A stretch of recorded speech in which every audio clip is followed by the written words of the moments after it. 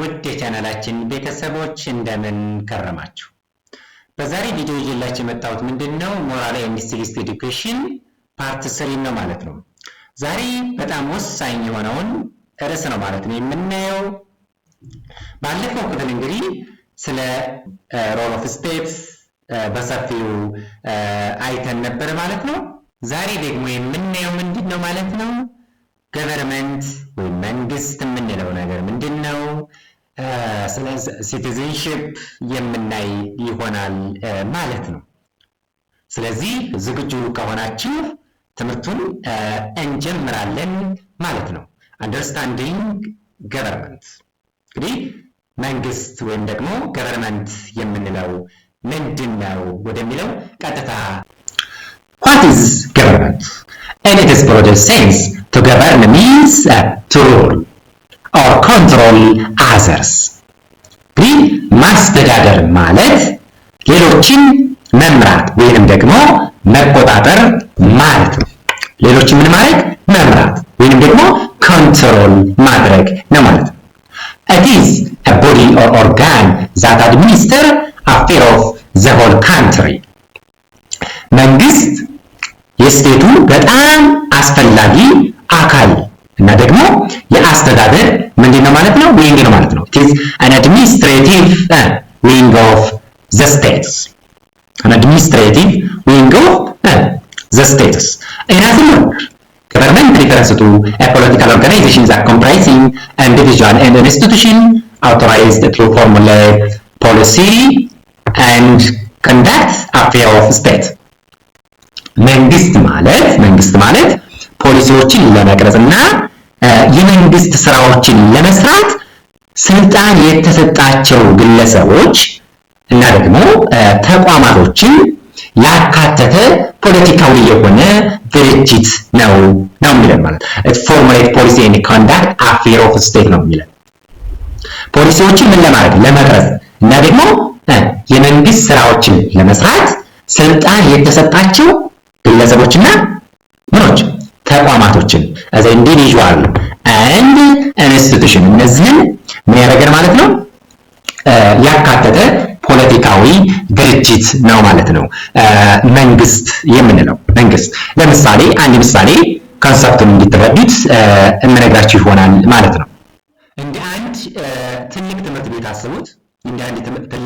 አስቡት። የትምህርት ቤቱ ርዕሰ መምህር እና ደግሞ የቦርዱ አባላት ትምህርት ቤቱ ማለት ነው በስርዓት እንዲሄድ ምን ያደርጋሉ? ህግ ያወጣሉ። የተማሪዎችን ደህንነት ምን ያደርጋሉ? ይጠብቃሉ። እንዲሁም ደግሞ ሀብቶችን እንደ መጽሐፍ ሊሆን ይችላል የትምህርት ቤት ቁሳቁሶችን እነዛን በፍትሃዊነት ምን ያደርጋሉ ማለት ነው ያከፋፍላሉ ማለት ነው። እና በዚህ መልኩ አንደርስታንድ ማድረግ ትችላላችሁ ማለት ነው። ኦቶሪቲ ኤንድ ሌጂቲሜሲ እንግዲህ ስልጣን እና ተቀባይነት ወይም ደግሞ ሌጂቲሜሲ የሚለው ወደሱ እንሄዳለን ማለት ነው።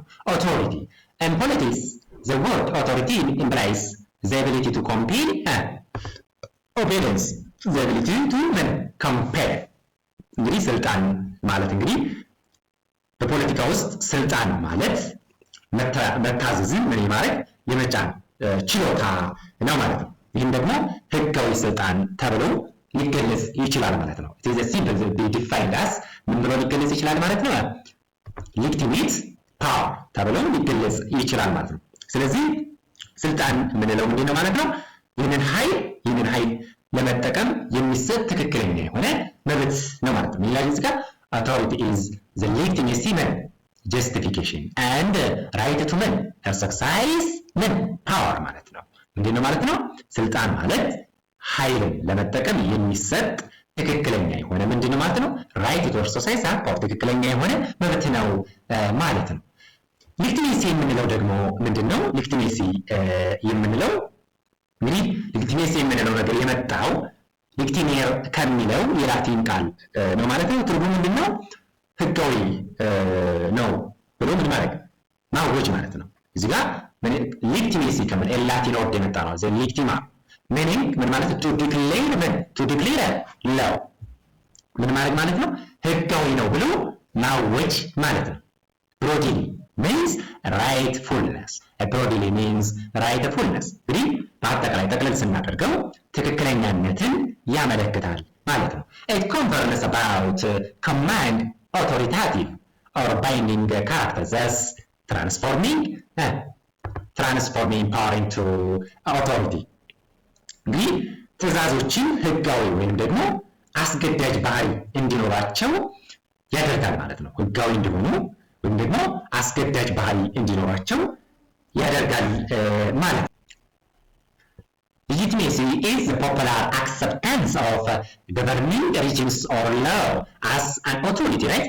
popular acceptance እንግዲህ legitimacy ማለት ህዝቡ የሚያስተዳድረውን መንግስት ምናልኩኝ ህዝቡ የሚያስተዳድረውን መንግስት ወይም ደግሞ ህግ እንደ ስልጣን አድርጎ መቀበል ማለት ነው። this popular acceptance of governing regimes or law as an authority ማለት ነው። as an authority. Basically, legitimacy is considered as a basic condition to rule. Without at least a minimum amount of legitimacy, a government will እንግዲህ መንግስታዊ የመግዛት ሁኔታ ነው። ዝቅተኛ የሆነ ተቀባይነት እንኳን ከሌላ መንግስት ይቆማል ወይም ደግሞ ይፈርሳል ማለት ነው። ዲስኦርደር ኦር ኮላፕስ ይሆናል ማለት ነው። እንግዲህ በደንብ አድርጋችሁ ኮንሰፕቱን አንደርስታንድ እንድታደርጉት አንድ ምሳሌ ሰጣችኋለሁ ማለት ነው። ስፖርት ጨዋታዎች ዳኛው ጨዋታውን የመምራት ስልጣን አለው። ተጫዋቾቹና አሰልጣኞቹ ዳኛው የሚሰጠውን ውሳኔ የሚያከብሩት በምንድን ነው? ዳኛው ህጋዊ ስልጣን እንዳለውና ውሳኔዎቹ ትክክለኛ መሆናቸውን ስለሚያምኑ ነው ማለት ነው። ይህ ምንድነው? ሌጂቲሜሲ ምናልባችሁ በስፖርት ጨዋታ ወቅት ዳኛው ጨዋታውን የመምራት ምን አለው? ስልጣን አለው። ይሄ ምንድነው? ኦቶሪቲ ነው። ተጫዋቾቹና አሰልጣኞቹ ዳኛው የሚሰጠውን ውሳኔ የሚያከብሩት ዳኛው ህጋዊ ስልጣን እንዳለውና ውሳኔዎቹ ትክክለኛ መሆናቸውን ስለሚያምኑ ነው ማለት ነው። ይሄ ደግሞ ሌጂቲሜሲ ነው ማለት ነው። ዳኛው ህጋዊነቱን ካጣ፣ ለምሳሌ ሙስና ከፈጸመ፣ እነዚህ ነገሮች ካደረገ ጨዋታው ምን ያደርጋል ማለት ይስተጓጎላል ማለት ነው። ስለዚህ ኦቶሪቲ የሚለውን ነገር እንደምን ልታዩት ትችላላችሁ? እንደ ይሄ ዳኛውን እንደ ኦቶሪቲ ልታዩት ትችላላችሁ ማለት ነው። እንደ ኦቶሪቲ ልታዩት ትችላላችሁ። ተጫዋቾቹና አሰልጣኞቹ ደግሞ የሚሰጠውን ውሳኔ አክብረው ዳኛው ህጋዊ ስልጣን እንዳለውና ደግሞ ውሳኔዎቹ ትክክለኛ መሆናቸውን ካመኑ ያ ሌጂቲሜሲ የምንለው ያንን ነው ማለት ነው። ሌጂቲሜሲ የምንለው ያንን ነው ማለት ነው። ፐርፐስ ኤንድ ፋንክሽንስ ኦፍ ገቨርንመንት ወደሚለው ደግሞ እንገባለን ማለት ነው። ፐርፐስ እንግዲህ የመንግስት ዓላማዎችን እና ደግሞ ተግባራትን እናያለን ማለት ነው። የመጀመሪያው ምንድነው? ሰልፍ ፕሬዘርቬሽን የምንለው ነው። ሰልፍ ፕሬዘርቬሽን እንግዲህ ራስን መከላከል እና ደህንነት የምንለው ነገር ነው ማለት ነው። Self-preservation first and primary purpose and functions of government is responsible to prevail order, and predictability, internal security and external defense. እንግዲህ self preservation የምንለው ምንድነው? የመንግስት የመጀመሪያ እና ደግሞ ቀዳሚው ዓላማ ምንድነው? ስርዓትን ማስጠበቅ ነው። ስርዓትን ማስጠበቅ prevail orders የመጀመሪያው ምንድነው? የመጀመሪያው ዓላማ ምንድነው? ስርዓትን ማስጠበቅ ነው ማለት ነው። ሌላኛው predictability መተንበይ የሚቻል ሁኔታን መፍጠር ነው።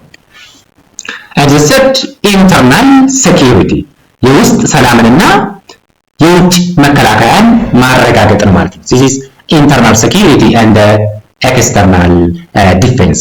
ለምሳሌ አንድ ምሳሌ እዚህ ጋር ልስጣችሁ።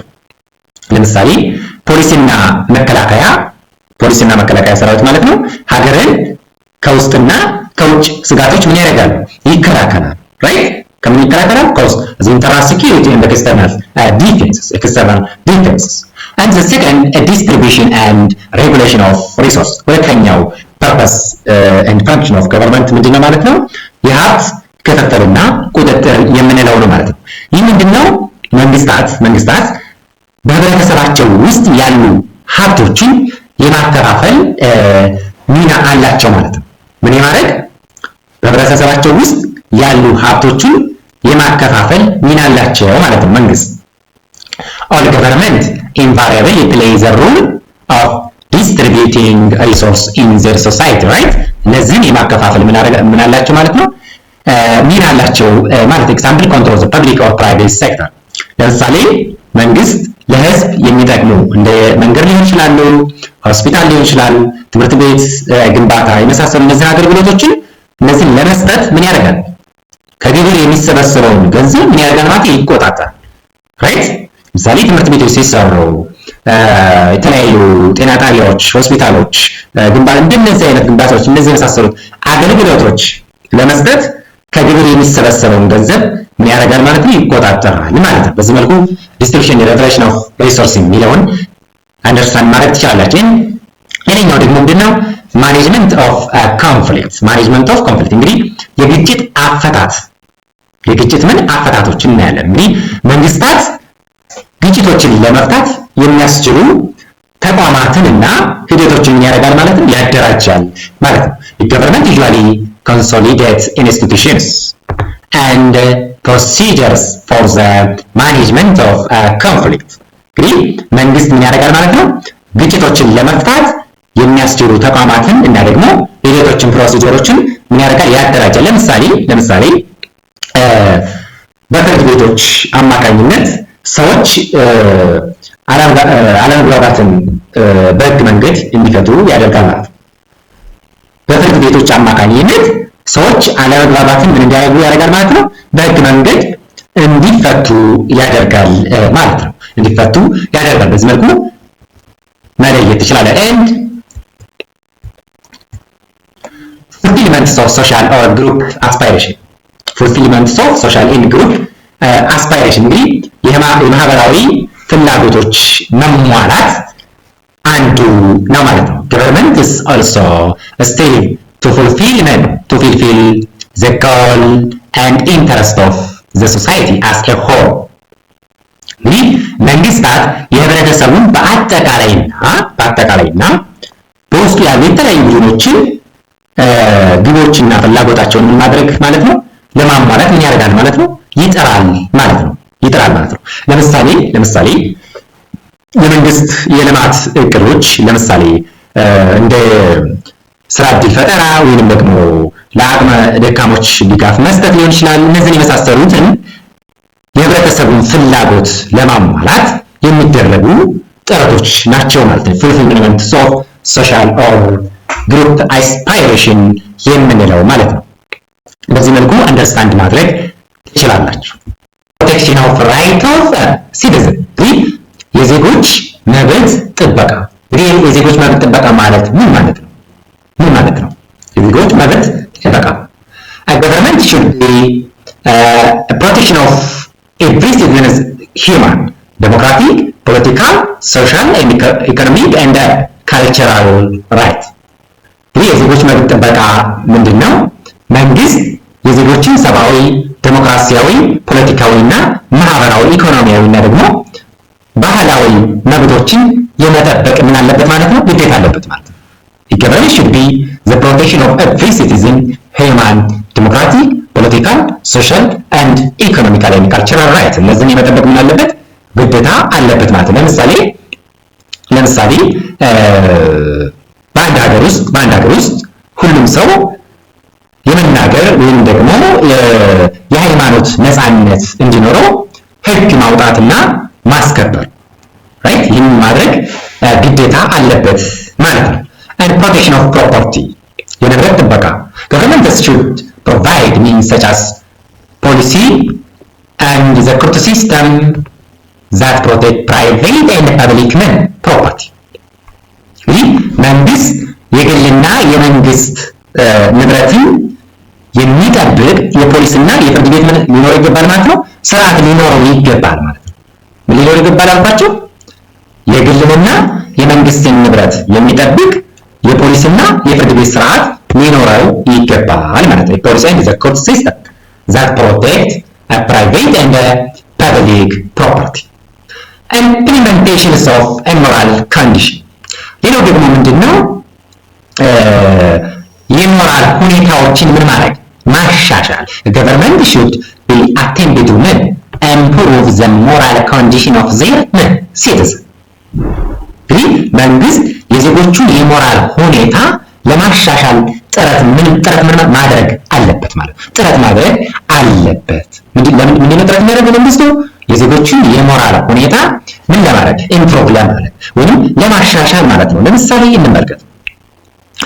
በትምህርት ስርዓቱ ውስጥ ስነ ምግባርን ለማስተማር ወይም ደግሞ ስነ ምግባርን ማስተማር ማለት ነው ወይም ማህበራዊ እሴቶችን የሚደግፍ ዘመቻዎችን መምራት፣ እነዚህን ማድረግ as implementation of moral condition እንላለን ማለት ነው። and provisions of goods and service የሸቀጦችንና አገልግሎቶችን አቅርቦት provision of goods and service government should be provide necessary common goods and necessary common goods and service such as healthcare, education, development of public work, provision of food, shelter, clothing እንግዲህ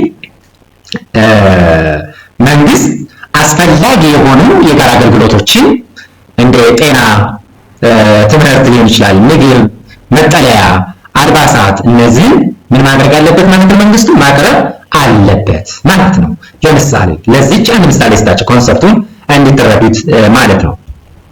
እንግዲህ ለምሳሌ በዩኒቨርሲቲ ተማሪዎች የሚደረግ የትምህርት ድጎማ ወይንም ደግሞ ለገጠር ህዝብ የሚደረግ የጤና ጣቢያ ግንባታ እንደዚህ ነገሮች ማለት ነው። provision of goods and service የሚለው በዚህ ትረዱታላችሁ ማለት ነው። ቀጥታ understanding citizenship ወደሚለው እንሄዳለን። understanding citizenship definition of citizenship የዜግነት ግንዛቤ ወደሚለው እንሄዳለን ማለት ነው። እንግዲህ definition of citizenship ዜግነት ሲቲዝን ምንድነው? ዜጋ የምንለው ምንድነው? ዜግነት የምንለው ምንድነው? እያንዳንዱ እናያለን። የመጀመሪያው ዜጋ ሲቲዝን ስንል ምን ማለታችን ነው የሚለው እናያለን። በደንብ አድርጋችሁ ያዙልኝ። ዜጋ በደንብ አድርጋችሁ አንደርስታንድ እንድታረጉ የዛሬው ትምህርታችን በጣም ወሳኝ ስለሆነ ማለት ነው።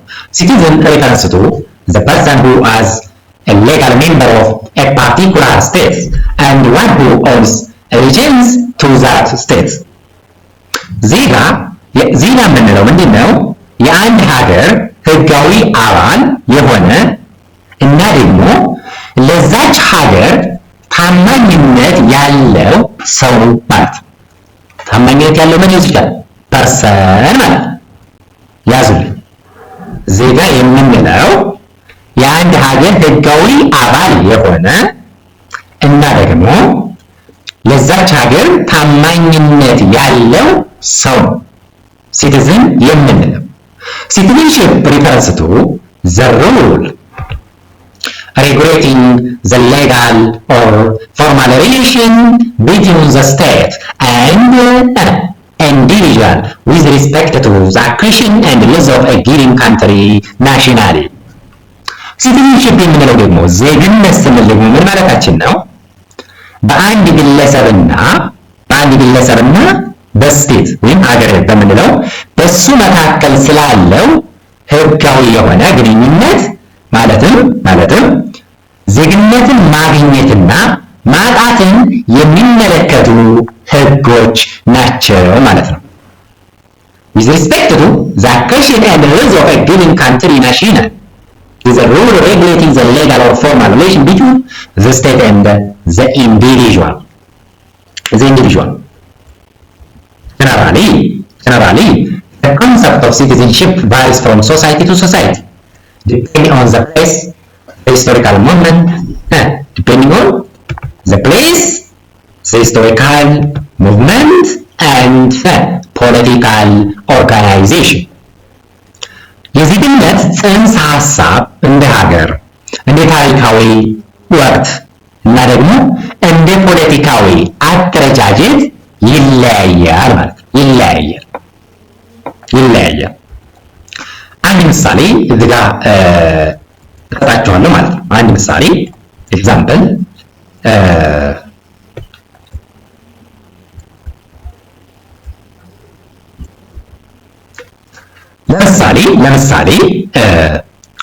ለምሳሌ አንድ ኢትዮጵያዊ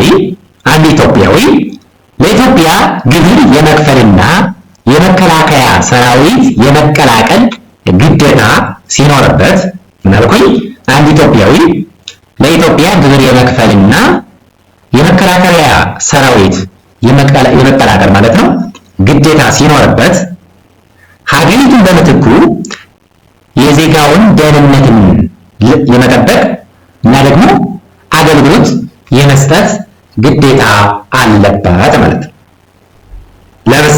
ለምሳሌ ያዙልኝ አንድ ምሳሌ ማለት ነው። የዚህ ኮንሰፕቱ አንደርስታንድ ሆነላችሁ።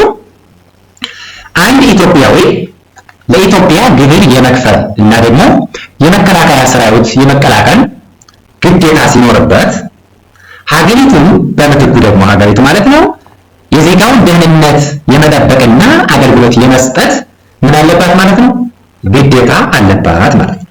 ግዴታ አለባት ማለት ነው። በዚህ መልኩ አንደርስታንድ ማድረግ ትችላላችሁ ማለት ነው። ሌላኛው ቲዮራይዚንግ ሲቲዝንሺፕ ወደሚለው እንገባለን።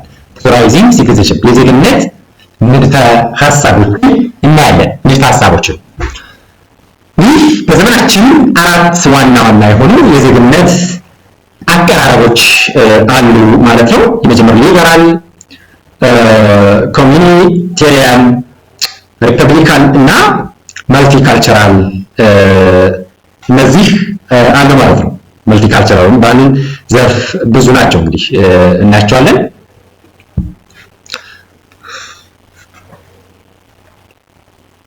There are four different approaches to the citizenship in contemporary. These are liberal, communitarian, republican and multicultural ማለት ነው። እንግዲህ አራት በዘመናችን ምን አላባችሁ አራት ዋና የዜግነት አቀራረቦች አሉ ማለት ነው። የመጀመሪያው ሊበራል፣ ኮሚኒታሪያን፣ ሪፐብሊካን እና መልቲካልቸራል ናቸው ማለት ነው። የመጀመሪያውን እንመልከት። citizenship and liberal thoughts የሊበራል የዜግነት አስተሳሰብ ምን እንደሆነ እናያለን። Liberal theory of citizenship begins with the individual ምን person the self። ይህ አቀራረብ የሊበራል ማለት ነው። ይህ አቀራረብ የሚያተኩረው ምን ላይ ነው? በግለሰቡ ላይ ነው ማለት ነው። the individual ላይ ነው የሚያተኩረው ማለት ነው። the self exists as the true symbol of liberal theory። ምንድነው የሚለን? መሮች አሉት የሊበራል ማለት ነው። ግለሰቦችን በሙሉ በአንድ አይነት መልኩ ማስተናገድ አንዱ ነው። ግለሰቦችን በሙሉ መማረግ በአንድ አይነት መልኩ ማስተናገድ እዚህ ጋር ተመልከቱልኝ። self freedom is represented as the right and liberty of whole society as this value as their three fundamental principles። ዋና የሆኑ ምን አሉት ማለት ነው? መርሆች አሉት። የመጀመሪያው ነገር እኩልነት ነው። ግለሰቦችን አጠቃላይ በሙሉ ማለት ነው በአንድ አይነት መልኩ ማስተናገድ to treat individual in the same way and the second ሁለተኛው due process ነው። exercise power fair due process ማለት ስልጣንን በፍትሃዊነት መጠቀም። ለምሳሌ አንድ ሰው ጥፋተኛ ከመባሉ በፊት ፍርድ ቤት መቅረብ አለበት። and the third respect mutual consent። ሶስተኛው ደግሞ ምንድነው? የጋራ ስምምነት የምንለው እንግዲህ መንግስት ስልጣን ያለው በዜጎች ፈቃድ እና ደግሞ ስምምነት ላይ በመመስረት ነው ማለት ነው። of a political community rests on the consensual relationship between the individual and the state. ለምሳሌ አንድ ምሳሌ እዚህ ጋር ስጣችሁ እንደ ጆን ሉክ ያሉ ፈላስፋዎች ማለት ነው። ለምሳሌ አንድ ምሳሌ ስጣቸው። እንደ ጆን ሉክ ያሉ ፈላስፋዎች እንደሚሉት የመንግስት ስልጣን ከግለሰቦች ፍላጎት የመጣ ነው። ስለዚህ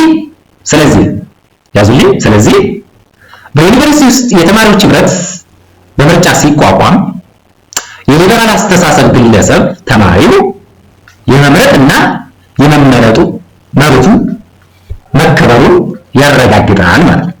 ያረጋግጣል። እንደ ምሳሌ ነው እየሰጣችሁ ያለሁት ምንድን ነው ያልኩት? እንደ ጆን ሉክ ፈላስፋ እንደሚሉት ነው ምሳሌ እየሰጣችሁ። የመንግስት ስልጣን ከግለሰቦች ፍላጎት የመጣ ነው የሚለው አስተሳሰቡ ማለት ነው። ስለዚህ በዩኒቨርሲቲ ውስጥ የተማሪዎች ህብረት በምርጫ ሲቋቋም የሊበራል አስተሳሰብ ግለሰብ ተማሪው የመምረጥ እና የመመረጥ መብቱ መከበሩን ያረጋግጥልናል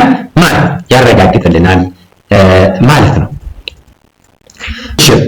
አሁን ደግሞ የምንገባው ምንድነው? የሊበራል የዜግነት አስተሳሰብ ትችቶችም ምንድን ናቸው? ትችቶች የሚለውን ያለ የመጀመሪያው ትችት አድቮኬቲንግ ኢንዲቪጁዋሊዝም የምንለው አድቮኬቲዝም እንግዲህ ሊበራሊዝም በግለሰብ ነፃነት ላይ ብቻ የሚያተኩር የተለያዩ ወገኖችን ትችት ያነሳሉ ማለት ነው። እዚህ ላይ ማተኮሩ ማለት ነው። ሊበራሊዝም በግለሰብ ነፃነት ላይ ብቻ ማተኮሩ የተለያዩ ወገኖች ትችት ያነሳሉ ማለት ነው። ዋና ዋናዎቹን ትችቶች እንግዲህ እናያለን። የመጀመሪያው ትችት ምንድን ነው? አድቮኬቲንግ ኢንዲቪጁዋሊዝም። በደንብ ያዙልኝ፣ ፈተና ይመጣሉ። በደንብ ያዙልኝ። ሙሉ ዛሬ የምንማራቸው በደንብ ትኩረት አድርጋችሁ ያዙልኝ ማለት ነው። የመጀመሪያው ግለሰባዊነት ማራመድ ነው። ግለሰባዊነትን ማራመድ አድቮኬቲንግ ማድረግ የመጀመሪያው ትችት ነው። ሊበራሊዝም ማህበረሰብን እንደ ማህበረሰብ ሳይሆን እንደ ግለሰቦች ስብስብ ብቻ ነው የሚያየው። ይህም የጋራ እሴቶችን ያዳክማል ይላል። ይህ የመጀመሪያ ትችታቸው ነው። ሁለተኛው ትችታቸው ፕራይቬታይዜሽንስ ኦፍ ፐርሶናሊቲ ኮሚትመንት ኤንድ አክቲቪቲ። ሁለተኛው ደግሞ የግል ስብዕናና ቁርጠኝነትን መነጠል ነው። ስብዕናን እና የዜግነት ቁርጠኝነትን የግል ጉዳይ ብቻ በማድረጉ ለጋራ ማህበራዊ ደህንነት የሚሰጠውን ትኩረት ይቀንሰዋል ብለው ሁለተኛ ትችት ያነሳሉ ማለት ነው። ሶስተኛው ደግሞ ምንድነው? ኢንዲቪጁዋልስ ሃቭ absolute freedom either to actively engage in politics or ignore at all, so less egalitarian። ሶስተኛው ትችት ምንድነው? ለስ የሆነ ኢጋሊታሪያን ነው። ግለሰቦች በፖለቲካ የመሳተፍ ወይም ደግሞ ችላ የማለት ፍጹም ነፃነት ስላላቸው ይህ አቀራረብ በእኩልነት ላይ የተመሰረተ ማህበረሰብ ለመፍጠር ይቸገራል ብለው ሌላ ምን ያደርጋሉ ማለት ነው? ትችት ሶስተኛው ትችታችን ነው ማለት ነው። ምናልኩ ሶስተኛውን ትችት ግለሰቦች በፖለቲካ የመሳተፍ ወይም ደግሞ ችላ የማለት ፍጹም ነፃነት ስላላቸው ምን ሊያደርጉ ይችላሉ ማለት ነው? ይህ አቀራረብ ደግሞ በእኩልነት ላይ የተመሰረተ ማህበረሰብ ለመፍጠር ይቸገራሉ ነው። አራተኛው ክሪቲሳይዝ ምንድነው ማለት ነው? ሊበራሊስት ጀስቲፋይ ኢንኢኳሊቲ አራይዝ አውት ኦፍ ዘ ዲፈረንት individual talents, value and careers, and states cannot seek effects without endangering citizen liberties. And the fourth, liberalists justify inequalities arise out of difference in individual talent, value, choice, and a state cannot seek to effect without endangering citizen liberties። እንግዲህ አራተኛው ክሪቲሳይዝ ምንድነው የሚለን? የኢኮኖሚ ክፍፍልን ማጽደቅ ነው። እዚህ ጋር እንግዲህ ምንድነው የሚለው? ሊበራሊስቶች በተፈጥሮ ችሎታ ወይም ደግሞ በምርጫ የሚፈጠሩትን የኢኮኖሚ ልዩነቶች የግለሰብ ነፃነት ውጤት ነው ብለው ነው ማለት ነው የሚያዩት። የግለሰብ ነፃነት ነው ብለው ነው የሚያምኑት ማለት ነው። ስለዚህ መንግስት እነዚህን ልዩነቶች ለማጥፋት ቢሞክር ማለት ነው የግለሰብ መብት ይጣሳል ይላሉ ማለት ነው።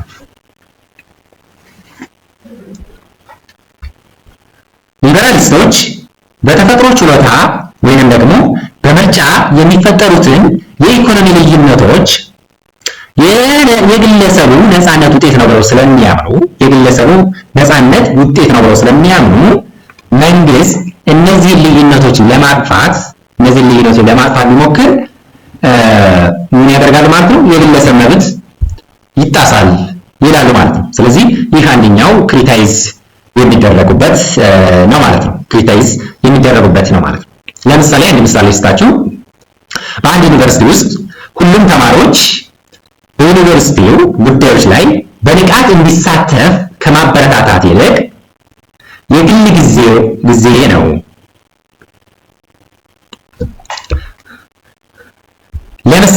ለምሳሌ በአንድ ዩኒቨርሲቲ ውስጥ ሁሉም ተማሪዎች በዩኒቨርሲቲ ጉዳዮች ላይ በንቃት እንዲሳተፍ ከማበረታታት ይልቅ የግል ጊዜ ነው ብለው በምርጫ ወይም ደግሞ በውይይት አለመሳተፋቸውን እንደ መብት መቁጠር ማለት ነው። እንግዲህ የሊበራሊስት እንደ መብት መቁጠር የጋራ የትምህርት ቤት ማህበረሰብን አቅም ያዳክማል ማለት ነው። This is a critique of liberal theory of citizenship በዚህ ምሳሌ መሰረት መረዳት ትችላላችሁ ማለት ነው።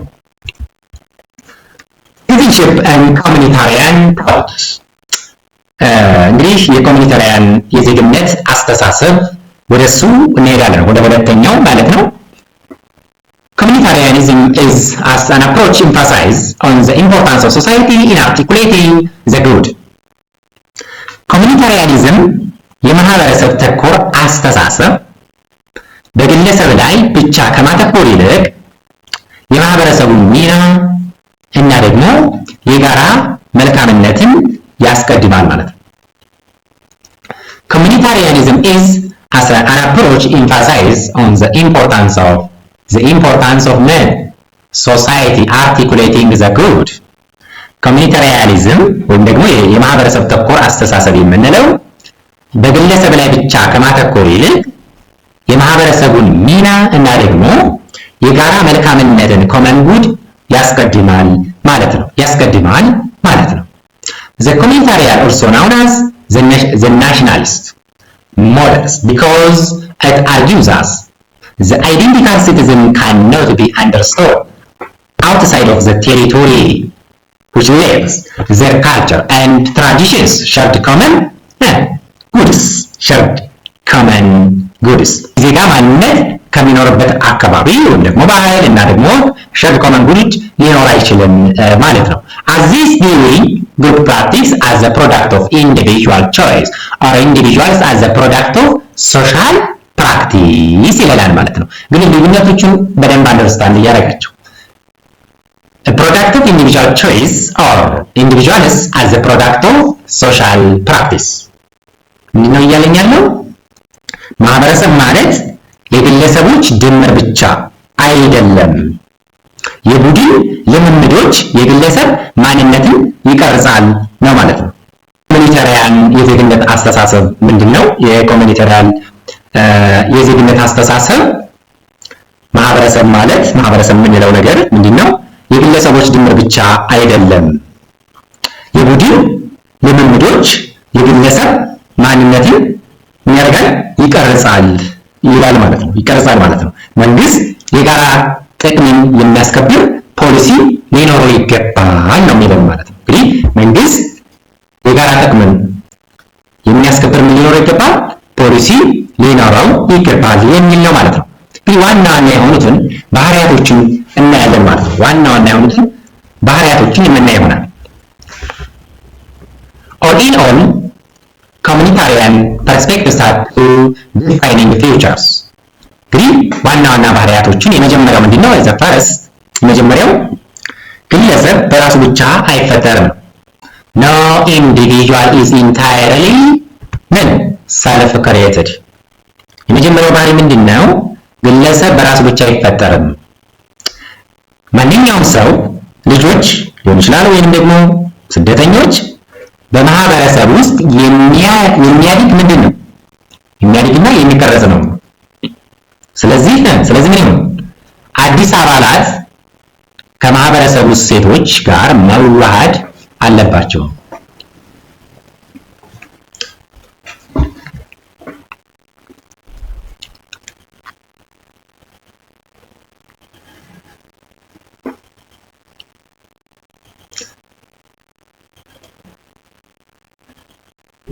ማንኛውም ሰው ልጆች ወይም ደግሞ ስደተኞች በማህበረሰቡ ውስጥ የሚያድግና የሚቀረጽ ነው።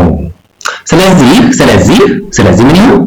ስለዚህ identity is deeply constructed by the society. It is also newcomers such as Jews and migrants must assimilate in society. ስለዚህ አዲስ አባላት ከማህበረሰቡ እሴቶች ጋር መዋሃድ አሲሚሌሽን አለባቸው የሚል የመጀመሪያው ባህሪ ነው ማለት ነው። ሁለተኛው ደግሞ ምንድነው? the consequence of assimilation provide a meaningful bond between the individual person and his or her community። ሁለተኛው ደግሞ ምንድነው? ይህ መዋሃድ አሲሚሌት ይሆናል ብለናል። ይህ ደግሞ መዋሃድ በግለሰብና በማህበረሰብ መካከል ጥልቅ የሆነ ትስስርን ይፈጥራል ይላል ማለት ነው። ጥልቅ የሆነ between the individual person and his or her community ጥልቅ የሆነ ትስስር ይፈጥራል ይላል ማለት ነው። ሶስተኛው finally communitarian theorists tend to emphasize the communal construction of social individual and social formation and of value and practice።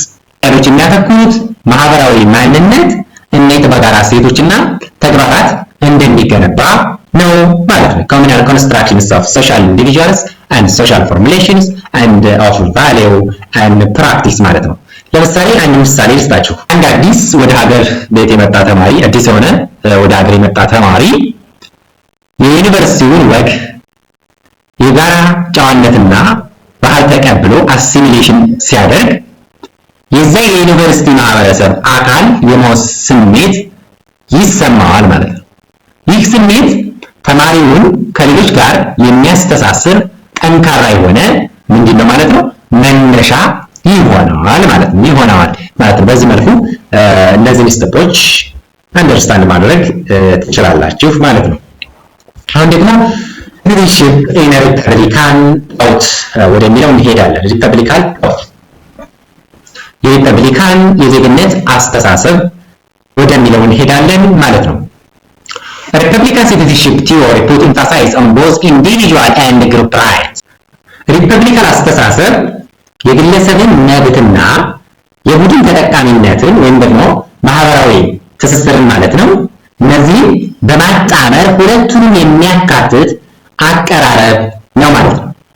Republican thought attempt to incorporate the liberal notions of the self-interested individual and communitarian framework of egalitarian and community belonging። እንግዲህ ምንድነው ሪፐብሊካን አስተሳሰብ ማለት ምንድነው? የግለሰብን መብትና የቡድኑን ተጠቃሚነት ወይም ደግሞ ማህበራዊ ትስስርን በማጣመር ማለት ነው ሁለቱንም የሚያካትት አቀራረብ ነው ማለት ነው። የሚያካትት ምንድነው ማለት ነው? አቀራረብ ነው ማለት ነው። This acknowledges the value of public life. Basically, in this view, there are two essential elements. These are publicity and self-government. ሁለት ነገሮች አሉ እዚህ ጋር two essential ሁለት ኤሌመንቶች አሉ ማለት ነው። two essential elements የመጀመሪያው ፐብሊሲቲ የምንለው ይፋዊነት የምንለው and the second ራስን ማስተዳደር self government። ፐብሊሲቲ የምንለው ምንድነው? የፖለቲካ ጉዳዮች በግልጽና ለህዝብ እይታ ክፍት በሆነ መንገድ መካሄድ አለባቸው። ፐብሊሲቲ means being open and public. Example, affair of politics must be conducted openly in the public for reasons of confidence. In this case, the rule of law and civil virtue are ምንድነው central element ናቸው ማለት ነው።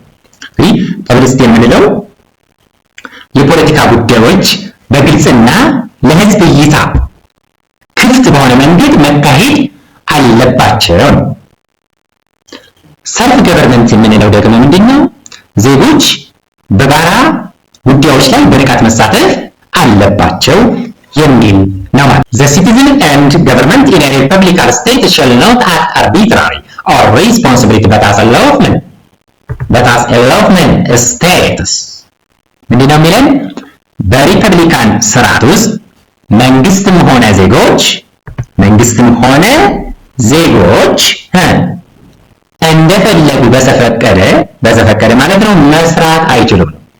Republican state shall not act arbitrarily or irresponsibly። በዘፈቀደ መስራት አይችሉም። በሀገሪቱ ህግ መሰረት መንቀሳቀስ አለባቸው ማለት ነው። But as a lawful status በሀገሪቱ ህግ መሰረት መንቀሳቀስ አለባቸው ይለናል ማለት ነው።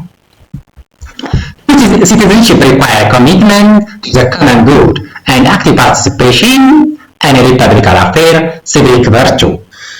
እንግዲህ ምንድነው የሚለን? እውነተኛ የሆነ ዜግነት ለጋራ ጥቅም መቆም እና ደግሞ በማህበራዊ ጉዳዮች ላይ ንቁ ተሳትፎ ማድረግን ይጠይቃል ማለት ነው። እውነተኛ የሆነ ትሩ የሆነ ሲቲዝንሺፕ እንግዲህ ለጋራ ጥቅም መቆም እና ደግሞ በማህበራዊ ጉዳዮች ላይ ንቁ ተሳትፎ ማድረግ አክቲቭ ፓርቲሲፔሽን ማድረግ ይጠይቃል ማለት ነው። ለምሳሌ አንድ ምሳሌ ልስጣችሁ እዚህ ጋር ኮንሰፕቱ አንደርስታንድ እንዲሆንላችሁ ማለት ነው። በዩኒቨርሲቲ ውስጥ ተማሪዎች የራሳቸውን መብት እየጠበቁ በተመሳሳይ ጊዜ የዩኒቨርሲቲውን ሕግ በማክበር እና ደግሞ በጋራ የልማት ስራዎች ወይንም ደግሞ በተማሪዎች ህብረት ስራዎች ላይ በንቃት በመሳተፍ ሪፐብሊካን ማለት ነው የዩኒቨርሲቲውን ማህበረሰብ መገንባት አለባቸው ማለት ነው። ስለዚህ በዚህ መልኩ አንደርስታንድ ታደርጉልኛላችሁ ማለት ነው። ይህ አሁን ደግሞ ወደ ምንድነው የምንሄደው ትችቶቹ ላይ እንሄዳለን ማለት ነው። ክሪቲሲዝምስ ኦፍ ሪፐብሊካን ቶትስ ሶስት ክሪቲሲዝሞች አሉ እንግዲህ የሪፐብሊካን ቶት ላይ ማለት ነው። የመጀመሪያው ምንድነው? The first is that the Republican conception of citizenship is no longer realistic. ዜጎች ሁልጊዜ የግል ጥቅማቸውን ትተው ለጋራ ጥቅም ብቻ እንዲሰሩ መጠበቅ ዘመናዊ ከሆነው ግለሰባዊ ፍላጎት ጋር ይጋጫል ብለው እንዴትም ትችት ይሰጣል ማለት ነው። ምን አልኩ? ዜጎች ሁልጊዜ የግል ጥቅማቸውን ትተው ለጋራ ጥቅም ብቻ እንዲሰሩ መጠበቅ ዘመናዊ ከሆነው ግለሰባዊ ፍላጎት ጋር ይጋጫል ነው። To be a citizen is to put the common interest ahead of their own to act as a true citizens. ይህ አንደኛው ክሪቲዝም ነው ማለት ነው። ሁለተኛው ክሪቲዝም ደግሞ the second is threat to an open, egalitarian and pluralistic society. In practice, Republicans enforced homogeneity. ሁለተኛው ደግሞ ይህ አስተሳሰብ ለልዩነት ቦታ ከመስጠት ይልቅ ለተመሳሳይነት ወይም ደግሞ ሆሞጂኒቲ ለምንለው ከፍተኛ ቦታ ስለሚሰጥ የብዝሃነትን ፕሉራሊዝም እሴት ሊያዳክም ይችላል ይላል። ፕሉራሊስቲክ ሶሳይቲን ይሄንን ምን ሊያደርግ ይችላል ማለት ነው? ሊያዳክም ይችላል። ይሄንን የሚያዳክም ምክንያት ምንድነው ያሰጡት? ለልዩነት ቦታ ከመስጠት ይልቅ ለተመሳሳይነት ለሆሞጂኒቲ ከፍተኛ ቦታ ስለሚሰጥ ስለዚህ የብዝሃነት ፕሉራሊዝም እሴትን ሊያዳክም ይችላል የሚል ክሪቲሳይዝ ያደርጋሉ ማለት ነው። and the third point concerns that citizenship involves a false ideal of impartiality. ሶስተኛው ምንድነው? የገለልተኝነት ችግር ነው። ሶስተኛው ላይ ደግሞ የዜግነት ፍጹም ገለልተኝነት ሊኖር አይችልም የሚል ትችት ይቀርብበታል ማለት ነው። የዜግነት ፍጹም የሆነ ገለልተኝነት ሊኖር አይችልም የሚል ትችት ይቀርብበታል ማለት ነው። ስለዚህ እነዚህ ሶስት ክሪቲሲዝሞች በደንብ አድርጋችሁ መለየት ይጠበቅባቸዋል ማለት ነው። አራተኛው ማለት ነው ወደ መልቲካልቸራል ሲቲዝንሺፕ ወደሚለው እንሄዳለን ማለት ነው። ይህ መልቲካልቸራል ወይም ደግሞ ዘርፈ ብዙ የዜግነት አስተሳሰብ ወደሚለው እንሄዳለን። This theory of criticism citizenship rise with to incorporate the diversity of citizen and ethnic revival recognizing of groups as well as individual right without racial, gender, ethnic, language groups and immigration backgrounds throughout the world made the states multinational and polytheistic. ይህ ሀሳብ እንግዲህ በዓለም ላይ እየጨመረ የመጣውን የብዝሃነት ለምሳሌ የዘር፣ የጾታ፣ ብሔር፣ ቋንቋ፣ ስደተኝነት እነዚህ እውነታ ለመቀበል የመጣ ነው ማለት ነው። ዓላማው ደግሞ ምንድነው?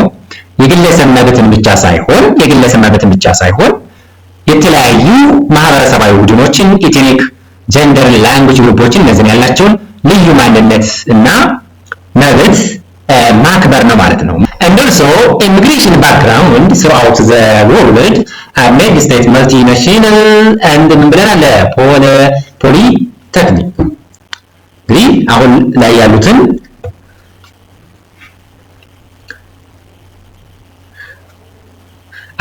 አብዛኞቹ ሀገራት ባለብዙ ብሔር መልቲኔሽናል እና ባለብዙ ባህል ስለሆኑ ይህ አቀራረብ እጅግ በጣም አስፈላጊ ነው ማለት ነው።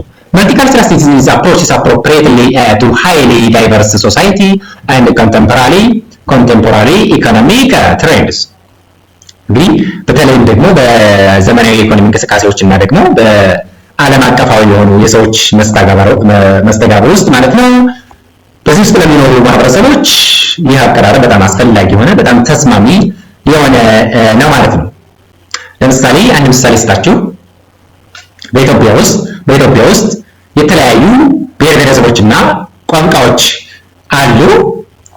መልቲካልቸራል የዜግነት አቀራረብ ሁሉም ዜጎች በኢትዮጵያ ሕግ ፊት እኩል መሆናቸውን እያረጋገጠ ማለት ነው። በተመሳሳይ ጊዜ ደግሞ የራሳቸውን ባህል፣ ቋንቋና ማንነት ጠብቀው እንዲኖሩ እና ደግሞ እንዲያዳብሩ የሚፈቅድ ነው ማለት ነው። Basically, it focuses on four important principles. እንግዲህ የንድፈ ሀሳብ በአራት ዋና ዋና መርሆች ላይ የተመሰረተ ነው ማለት ነው። አራት መርሆች አሉት። የመጀመሪያው taking equality of citizenship right as a starting point. የመጀመሪያው ምንድነው? የዜግነት መብት እኩልነት እንደ መነሻ ያደርጋል ማለት ነው። ሁሉም ዜጋ በሕግ ፊት እኩል መብት አለው። ሁሉም ዜጋ በሕግ ፊት ምን አለው? እኩል መብት አለው። taking equality of citizenship right as a starting point and recognizing that formal equality of right does not necessarily lead to equality of respect, resource, opportunity or welfare. ሁለተኛው የሚለው ምንድነው? በወረቀት ላይ ያለው እኩልነት በኑሮ፣ በሀብት፣ በአክብሮትና ደግሞ በእድል እኩልነት አያረጋግጥም ነው የሚሉት። It is not necessarily to equality of respect, resource, opportunity or welfare. ይህ ደግሞ ምን ይፈጥራል? ሌላ አያዊ ሁኔታዎችን ሊያባብስ ይችላል። ኤግዛምፕል እዚህ ጋር formal legitimates disadvantage and discrimination. That establishing mechanism for group representation and participation. ሶስተኛው የሚለው ምንድነው? የተገለሉ ቡድኖች በፖለቲካ ውሳኔዎች ላይ ድምጻቸው እንዲሰማ የሚያስችል መድረክ መፍጠር ነው ማለት ነው።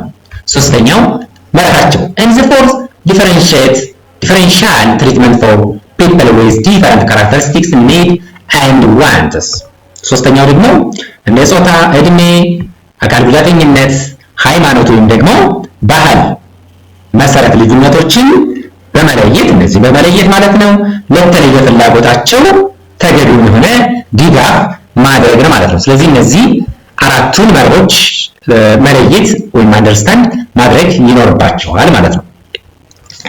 ለምሳሌ a government should take measure to combat barriers based on gender, social preference, age, disability, location, aboriginality, ethnicity, religion, area of origin and culture.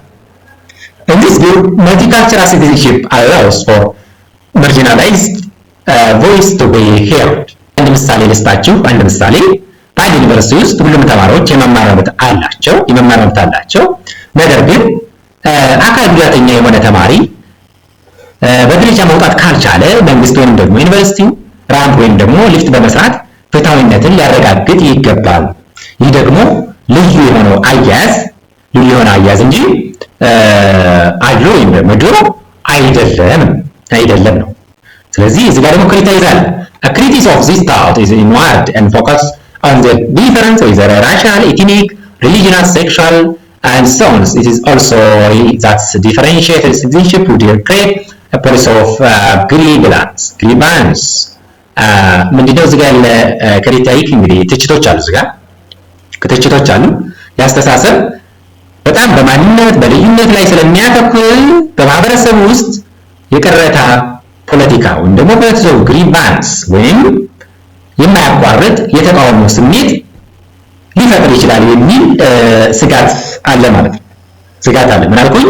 critique of this thought is inward and focus on their difference with racial, ethnic, religious, sexual and so on. It also worries that differential citizenship would create politics of grievance. ምንድነው ትችቱ? ምንድነው? ይህ አስተሳሰብ በጣም በማንነት በልዩነት ላይ ስለሚያተኩር በማህበረሰብ ውስጥ የቅሬታ ፖለቲካ ወይም ደግሞ የፖለቲክስ ኦፍ ግሪቫንስ የምንለው ወይም ደግሞ የማያቋርጥ የተቃውሞ ስሜት ሊፈጠር ይችላል የሚል ስጋት አለ ማለት ነው። ስለዚህ ክሪቲሲዝም ነው ማለት ነው፣ ትችት ነው ማለት ነው። በዛሬው ትምህርት የነበረን ተሳትፎ እጅግ ጥሩ ይመስለኛል ማለት ነው። ትምህርቱ ከተመቻችሁ ላይክ በማድረግ ለሌሎች ተማሪዎች እንዲደርስ ታደርጋላችሁ ማለት ነው። ጥያቄ ካላችሁ ኮሜንት ላይ መወያየት እንችላለን። ለቻናሉ አዲስ ከሆናችሁ ሰብስክራይብ በማድረግ ቤተሰብ ይሁኑ። በቀጣይ ክፍል